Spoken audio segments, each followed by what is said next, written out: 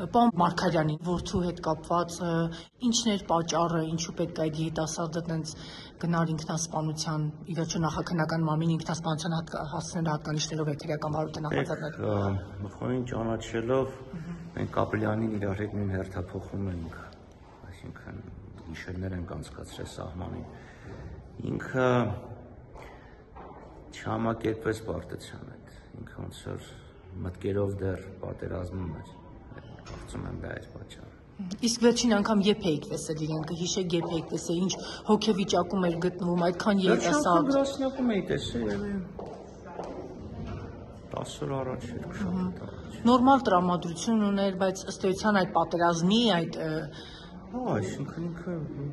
դեպրեսիվ չէր, ամբողջ գիտո շփումներում, բայց գիտես, որ խոսում է իր հետ, երևում է, որ ինքը հոգով մտքով դեռ ընդեղ է մնացել, զոհված ընկերների հետ է մնացել։ Իր հետ ներողություն եմ խնդրում, եւս մեկ աղջիկ եղել, դուք տեղյակ եք ձերբակալել են այդ աղջկան, որտեղ ինքնասպանության հասցնելու հատկանիշներով է վարույթը նախաձեռնված։ Կարծեմ դա ուղղակի ես իրավաբան չեմ, մեր ընկերների հետ խոսել էի, դա ընդհանուր ստանդարտ ինչ-որ մի բան է, որ պետք է քրեական գործ հարուցեն, ինքնասպանվածի վրա չեն կարող, չէ՞, հարուցեն, այսինքն պետք է ինչ-որ հոտված ծնի, որ գործ հարուցեն, նայեն ինչ ա եղել։ Իսկ ընտանիք երեխաներ ուներ։ 3 երեխա։ 3 երեխա։ Զույգեր եւ 3 երեխա ունեց, զույգ եւ մի։ Շատ բարի։